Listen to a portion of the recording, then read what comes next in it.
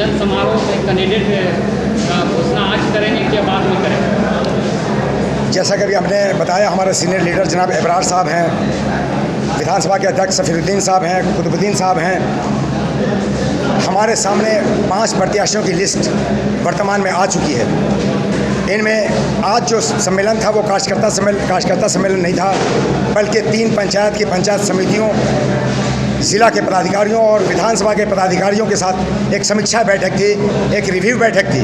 और इसी के लिए हम चिंतन मंथन करने आए हैं। हम ये जायज़ा लेने आए थे, समीक्षा करने आए थे कि हमारे संगठन का जो हमारे बैरिस्टर असदुद्दीन ओवैसी साहब जो राष्ट्रीय अध्यक्ष हैं, उनका जो सख्त दिशा निर्देश है उसका अनुपालन किस हद तक हो रहा है। हमारा संगठन जो बन रहा है बूथ लेवल तक, उसकी स्पीड क्या है, उसकी चाल क्या है, उसकी गति क्या है, उसकी समीक्षा करने आए हैं। तो प्रत्याशियों की जहाँ तक बात है, तो आज ये लोग बैठेंगे, चिंतन मनन करेंगे, मशवरा करेंगे और उनमें से किसी एक प्रत्याशी पे आने वाले 2-4 दिनों के अंदर ये फैसला हो जाएगा, फाइनल निर्णय हो जाएगा, हमारे पास नाम आएगा और इसको हम इस नाम को रिकमेंड करके अपने राष्ट्रीय अध्यक्ष जनाब बैरिस्टर असदुद्दीन ओवैसी साहब तक पहुँचा देंगे। 2019 में जब हम लोग चुनाव लड़े थे 24,000 वोट लाए। उपचुनाव 2023 में हुआ तो 3471 वोट लाए। तो क्या कमी रह गया आपका पार्टी का? देखिए, किसी भी पार्टी की जीत या उसके परफॉर्मेंस की जो डिपेंडेंस है, जो निर्भरता है, वो पार्टी सुप्रीमो, संगठन, पार्टी के कार्यकर्ता और प्रत्याशी की क्रेडिबिलिटी पे, विश्वसनीयता पे, उनकी एक्सेप्टेबिलिटी पे डिपेंड करता है। 50% क्रेडिबिलिटी, एक्सेप्टेबिलिटी संगठन को जाती है, पार्टी को जाती है, पार्टी के सुप्रीमो को जाती है। वो 2019 में 100% दिया। 25% कार्यकर्ताओं को, 100% हमारे कार्यकर्ताओं ने भी अपना परफॉर्मेंस दिया। लेकिन 2019 में भी हमारे प्रत्याशी की क्रेडिबिलिटी, उनकी एक्सेप्टेंस शून्य थी। 2024 में और शून्य हो गई। और आपको बताते हैं कि प्रत्याशी की क्रेडिबिलिटी पे, उनकी एक्सेप्टेबिलिटी पे पार्टी संगठन की क्रेडिबिलिटी और उसकी स्वीकार्यता डिपेंड करती है। चूँकि उनकी स्वीकार्यता प्रत्याशी की शून्य हो गई इस धरती पे, इसलिए हमारे संगठन की स्वीकार्यता भी शून्य मात्र हो गई। लेकिन 3500 वोट जो तकरीबन आया, हमारे कार्यकर्ताओं और अधिकारियों की क्रेडिबिलिटी, उनकी विश्वसनीयता, उनकी स्वीकार्यता, उनकी मेहनत को 100%, ये जो भी वोट था वो हमारे कार्यकर्ताओं और पदाधिकारियों का वोट था। ये अडिग रहा, इंटैक्ट रहा, अटल रहा। इस बार जो झारखंड विधानसभा है, कितना विधानसभा में आप लोग उम्मीदवार हो? देखिए, हमारी तैयारी 81 में तकरीबन 51 सीटों पे पूरी तैयारी है। लेकिन इसका फैसला कितने सीटों पे लड़ेंगे, हेडक्वार्टर दारुस्सलाम जो हैदराबाद में हमारा राष्ट्रीय अध्यक्ष बैरिस्टर असदुद्दीन ओवैसी साहब हैं, वो करेंगे। हम लोग रिकमेंड करके नाम भेज देंगे, डिसाइड वो करेंगे। चूँकि एक शर्त रखी गई है, बैरिस्टर असद साहब ने एक शर्त रखी है चुनाव लड़ने की इस बार। चूँकि जो डुमरी का उपचुनाव हुआ उसको देखते हुए, गांडे का उपचुनाव में जो रिजल्ट आया उसको देखते हुए शर्त यह है, एक हार्ड एंड फास्ट कंडीशन ये है कि जिस विधानसभा में 70 से 75% बूथ कमेटी बनी हो, वहीं के प्रत्याशियों को रिकमेंड करके भेजो। हम वहीं चुनाव लड़ेंगे। अगर 81 विधानसभा में मेरी 70 से 75% बूथ कमेटी निर्मित हो चुकी है, बन चुकी है, तो हम 81 की 81 विधानसभाओं में लड़ेंगे। अगर 30 पे बनी है 30 पे लड़ेंगे, 20 पे बनी है 20 पे लड़ेंगे, 15 पे बनी है 15 पे लड़ेंगे, 50 पे बनी है हम 50 पे लड़ेंगे। क्या आप ये झारखंड में अकेले लड़ेगा कि किसी पार्टी से गठबंधन करेंगे? देखिए, हमारी बात देखिए, डैम समीकरण हम लोग का दलित, आदिवासी और मुस्लिम का समीकरण, उस आधार मूल निवासियों का जो 85% आबादी पे आधारित है, हम लोग बात कर रहे हैं। दलित समाज जैसे बहुजन समाज पार्टी, आज़ाद समाज पार्टी से भी बातचीत चल रही है और हमको लगता है निर्णायक मोड़ पे चल रही है। झारखंड पार्टी जो आदिवासी, जो झारखंड की सबसे पुरानी पार्टी है, आपके जो संविधान सभा के एक ये थे, झारखंड पार्टी, बहरहाल, तो उनसे भी बातचीत चल रही है। और बहुत सारी पार्टी है, आदिवासियों का संगठन है, मूल निवासियों में ओबीसी समाज के भी बहुत सारे संगठन अभी सक्रिय हैं, उनसे भी बातें हम लोगों की चल रही हैं। क्या होता है, आने वाले 2-4-10 दिनों के अंदर तस्वीरें साफ हो जाएंगी इंशाल्लाह। आप लोग जिस विधानसभा से चुनाव लड़ते हैं, उस विधानसभा में ज़्यादा करके बीजेपी का फायदा होता है? देखिए, अगर इस बात पे आप आएंगे, मैं समझ रहा हूँ आप कहना क्या चाहते हैं। उत्तर प्रदेश में जो विधानसभा का पिछला चुनाव हुआ, आम आदमी पार्टी जो खड़ी हुई अकेले 157 सीटों पे गठबंधन हार गया, 150 सीटों पे कांग्रेस भी अलग लड़ी, कांग्रेस हार गया। इस विधानसभा में, इस विधानसभा की बात कर रहा हूँ मैं कि इस लोकसभा की बात, बंगाल में, वेस्ट बंगाल में कांग्रेस अलग लड़ी, गठबंधन नहीं किया। हालांकि टीएमसी का मैं कट्टर विरोधी हूँ, क्योंकि वो भी सांप्रदायिक पार्टी है, उसकी विचारधाराएं भी, क्योंकि बीजेपी और एनडीए के साथ उसने भी सत्ता का सुख भोगा है। लेकिन अगर ये 3-4 सीट जो इनको मिल रही थी तो बीजेपी वहाँ पे 8 नहीं बल्कि 2-1 सीटों पे सिमट जाती है। आपने उड़ीसा का चुनाव देखा, नवीन पटनायक, बीजू जनता दल, वहाँ पे कांग्रेस अलग लड़ी, गठबंधन नहीं किया, उसका अंजाम क्या हुआ। असम की धरती पे जो सबसे बड़ी पार्टी थी, दूसरी सबसे बड़ी पार्टी AIUDF, बदरुद्दीन अजमल साहब की पार्टी, हमारी लीडरशिप को ख़त्म करने के लिए कांग्रेस ने वहाँ इन तमाम जगहों पे बीजेपी को 100% फायदा किया। और मैं आपको बता दूं, जहाँ विचारधाराओं की बात है, महाराष्ट्र में शिवसेना, जिसको हम भाजपा से भी बड़ी सांप्रदायिक पार्टी समझते हैं, उसके साथ भी इन्होंने समझौता किया। ये लोग सो कॉल्ड सेकुलर पार्टी के लोग एक्चुअली ये आइडियोलॉजिकल प्रोस्टिट्यूट हैं, वैचारिक वैश्या हैं, ये नजरियाती तौर पे तवायफ हैं, ये इनकी कोई आइडियोलॉजी नहीं। आप देख रहे हैं 6 से 7 MLA जो हमारे वोट से जीत के आया, सेकुलर कह के जीत के आया, धर्मनिरपेक्ष कह के जीत के आया, भाजपा की गोद में जाके बैठा है, दूध पी रहा है। कोई सेकुलर नहीं है हमारे अलावा, कोई समाज सेकुलर नहीं हो सकता हमारे अलावा। डुमरी के जनता बोलते हैं एमआईएम पार्टी जब चुनाव रहता है तभी धरातल में उतरता है, उसके बाद गायब हो जाता है। नहीं मेरे भाई, देखिए, बहुत बड़ी जिम्मेदारी उस क्षेत्र के प्रत्याशी पे निर्भर करती है। दूल्हा जब होता है सामने, बारात तभी सजती है, ये प्रकृति का नियम है। यहाँ आपने देखा कि हमारा जो पूर्व प्रत्याशी था वो भी पूरी तरह पूर्णतः निष्क्रिय हो गया, इनएक्टिव हो गया, तो हमारे कार्यकर्ता भी शिथिल हो गए। लेकिन कार्यकर्ता इंटैक्ट है, उसका प्रमाण आपने देखा। आज का जुनून, आपका जज्बा, कि 3 पंचायत के लोग ये सैकड़ों की तादाद में आए हैं। अगर सारे पंचायत और प्रखंड के लोग आते तो ये हॉल नहीं, मैदान में हमको प्रोग्राम करना पड़ता। इस कार्यक्रम में अब्दुल मौलाना रिजवी नहीं दिखा। आप मीडिया बंधु हैं, आपको नहीं मालूम कि तकरीबन 2 महीना पहले वो कोई एक पार्टी है जिसका नाम मुझे याद नहीं है, कोई एक पार्टी थी जो बीजेपी में, जिसका 2019 में विलय हो चुका था, मर्जर हो चुका था। उसी पार्टी को उनके लोग, विश्वस्त सूत्रों से पता चला है कि 10 लाख रुपए में वो ख़रीद के लाए हैं, परचेज़ करके लाए हैं, सौदेबाजी करने के लिए।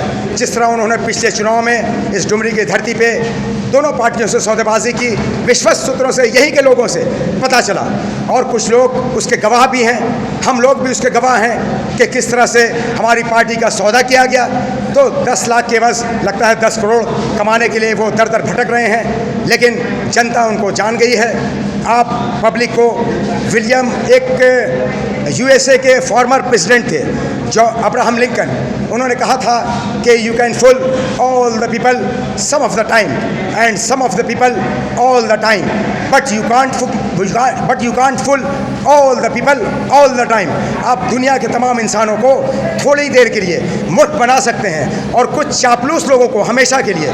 लेकिन अगर कोई ये सोचता है कि मैं दुनिया के तमाम इंसानों को हमेशा मूर्ख बनाता रहूँगा, तो ये कदापि संभव नहीं है। इट्स क्वाइट इम्पॉसिबल, गैर मुमकिन चीज़ है। तो ये मूर्ख आप नहीं बना सकते, पब्लिक मूर्ख नहीं बनेगी। और बाई इलेक्शन में यहाँ की जनता ने बता दिया कि हम आपकी चालाकी के सामने मूर्ख नहीं बनने वाले हैं। हम MIM के साथ इंटैक्ट हैं, इंटैक्ट रहेंगे और एक तारीख रकम करेंगे, ऐतिहासिक जीत दर्ज करेंगे, जो कि आने वाला चुनाव पेंटेंगुलर होने जा रहा है, पंचकोणीय होने जा रहा है, वोटों का डिवीज़न बहुत ज़बरदस्त होने जा रहा है। अगर हमारे समाज के लोगों ने, दलित और आदिवासी भाइयों ने कुछ वोट दे दिया, तो हम एक तारीख और इतिहास की रचना करने जा रहे हैं इस डुमरी विधानसभा की धरती पे, विधानसभा के चुनाव में इंशाअल्लाह रहमान। बंगाल में जो महिला डॉक्टर के साथ दरिंदगी किया गया, उसके लिए आप लोग पार्टी, आपका पार्टी क्या बोलना चाहता है? सबसे पहले किसी ने आवाज़ उठाई सड़क से पार्लियामेंट तक, तो हमारे बैरिस्टर असदुद्दीन ओवैसी साहब ने, न सिर्फ बंगाल की घटना बल्कि जहाँ भी मॉब लिंचिंग की घटना, इस तरह की विभत्स घटनाएं हो रही हैं। मणिपुर की धरती पर आपने देखा किस तरह हमारी बहनों को नंगा करके, नग्न करके मानवीयता को शर्मसार किया गया। पूरे देश का सर शर्म से झुक गया। उसमें भी सबसे पहली आवाज़ अगर कोई बुलंद होती है, आप तमाम लोग जानते हैं कि वो सिर्फ और सिर्फ हमारे कायद, हमारे सुप्रीमो, हमारे राष्ट्रीय अध्यक्ष, संसद रत्न बैरिस्टर असदुद्दीन ओवैसी साहब की उठती है, हम लोगों की उठती है। लास्ट सवाल आपसे पूछना चाहते हैं, डुमरी विधानसभा के जनता का इस बार आप जो बोल रहे हैं कि हम पार्टी छोड़ के अब डुमरी विधानसभा कहीं जाने वाला नहीं, चाहे एक भी कार्यकर्ता रहेगा झंडा लगा रहेगा। बिल्कुल, आपने सुना हमारे कार्यकर्ताओं पदाधिकारियों की बातें कि जब तक दुनिया रहेगी, धरती जब तक सलामत रहेगी, जब तक हम और हमारी नस्लें जिंदा रहेंगी, हमारी पीढ़ियाँ जीवित रहेंगी, हम AIMIM का दामन पकड़े रहेंगे, नहीं छोड़ेंगे। चूँकि हमको 72 साल से बेवकूफ़ बनाते बनाते हमारे हालात इस मुल्क में दलितों और आदिवासियों से बदतर कर दिए गए, सामाजिक तौर पे, राजनीतिक तौर पे, शैक्षणिक तौर पे और सामाजिक आर्थिक तौर पे। तो अब हम बदलने वाले ने, हम समझ गए, इन्हें पहचान गए, इन बहुरूपियों को पहचान गए कि इनमें से कोई सेकुलर नहीं है, कोई धर्मनिरपेक्ष नहीं है। सिक्के के दो पहलू हैं सिर्फ दुख, लेकिन इनमें कोई अंतर नहीं है। और ये हम और आप भी अच्छी तरह परिचित हैं, भली भांति परिचित हैं। क्या इस बार डुमरी विधानसभा प्रत्याशी मुस्लिम रहेगा, क्या अदर कास्ट का भी हो सकता है? मैंने आपको बताया कि मूल निवासी समाज, ST, SC, OBC और माइनॉरिटी 85% समाज से कोई भी होगा, कोई ज़रूरी नहीं है कि मुस्लिम होगा। मुझे तो जो विश्वस्त सूत्रों से पता चल रहा है कि हो सकता है कि गैर मुस्लिम ही प्रत्याशी हम लोग इस बार दें। ये संभावना प्रबल है, लेकिन ये डिपेंड करता है यहाँ के कार्यकर्ताओं पे, डुमरी विधानसभा के पदाधिकारियों और कार्यकर्ताओं पे, मजलिस के जो कैडर हैं, जो कर्णधार हैं, उन पे निर्भर करता है।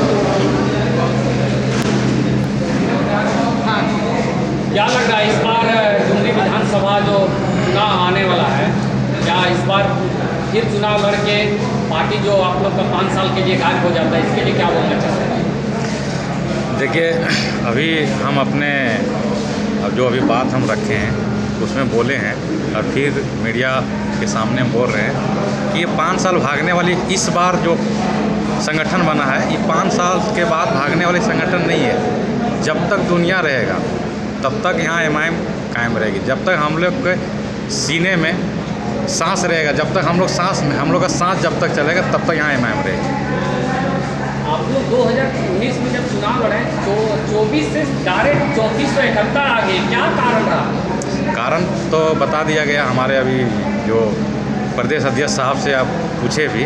कारण देखिए, कारण रहने के कारण देखिए, कोई भी काम होता है सहमति के साथ होता है। आप कोई भी काम, ये चुनाव है, अकेले काम कीजिएगा तो नहीं होगा। लेकिन वो जो प्रत्याशी थे अकेले काम करने की कोशिश किए, अकेले इसलिए काम करने की कोशिश की कि आपको उसको जो है अपना झोला भरना था, और वो भर लिए। हमारे पार्टी को बेचने का काम किए वो, जिसका नतीजा अब देख लिए कितना वोट आया। तीनों प्रखंड का जो कार्यकर्ता सम्मेलन रखा गया तो प्रखंड कमेटी ने बनाए आप लोग? ये तीनों प्रखंड का कार्यकर्ता सम्मेलन नहीं है, क्योंकि अगर प्रखंड वाइज हम अगर यहाँ लोगों को लाना चाहेंगे तो प्रखंड के बाद हमको पंचायत में जाना है। सिर्फ ये 3 से 4 पंचायत की कमेटियाँ जो बनी है उसके लिए रखा गया था, और उस कमेटियाँ में, उस पंचायत में थोड़ा सा काइंडली थोड़ा सा गाइड देना चाहते हैं। जो बूथ कमेटी है कहाँ तक आप लोग का विस्तार हो? देखिए, सबसे पहले विधानसभा कमेटी कंप्लीट हो गया है, लिस्ट हम लोग के सामने है। जैसे कि अभी हमारे अबरार भाई बताएं कि 3 प्रखंड, तीनों प्रखंड कमेटी कंप्लीट हो चुकी है, और 20 से 22 जो पंचायत कमेटी है। अब पंचायत कमेटी के साथ साथ वहाँ बूथ कमेटी जो है, तो बूथ कमेटी भी हमको लगता है 50% हो चुका है। डुमरी और चंद्रपुरा और नावाड़ी प्रखंड तीनों मिला के 50% बूथ कमेटी भी क्लियर हो चुका है। और ये जो लिस्ट है हमारे सामने, जितने भी हम यहाँ जो चिन्हित लोग हुए हैं और जिसका हुआ है, ये लिस्ट है मेरा। डुमरी विधानसभा और डुमरी प्रखंड और नावाडी प्रखंड और चंद्रपुरा प्रखंड का ये लिस्ट है। कब तक आप लोग जैसे कि बोल रहे हैं कि हम लोग एक सभा करेंगे और प्रत्याशी का घोषणा करेंगे? जैसा कि हमारे अबरार भाई भी बताएं, 5 कैंडिडेट का नाम हम लोग के संज्ञान में है और हम लोग के पास आ चुका है, क्योंकि उजागर हम लोग इसलिए नहीं करना चाहते हैं कि पार्टी का संगठितता जो है सो और बढ़ाना है, ठीक है। उसके बाद जो है सो हमको सबसे पहले सबसे ज़्यादा कार्यकर्ता चाहिए और वो अभी देखने को मिल गया। अब जो है सो हम लोग नेक्स्ट जो प्लान रहेगा, बस अभी बोले कि समीक्षा इस मीटिंग का जो समीक्षा बैठक करेंगे, हमको लगता है उसी दिन हम लोग निर्णय कर लेंगे 5 में कौन रहेगा और उसका लिस्ट हम लोग डायरेक्ट हमारे प्रदेश अध्यक्ष साहब के पास भेज देंगे और वो वहाँ से हैदराबाद भेज देंगे। ठीक है सर, आज की जो एक लाइन सर, इसके बाद निर्णय हो गया।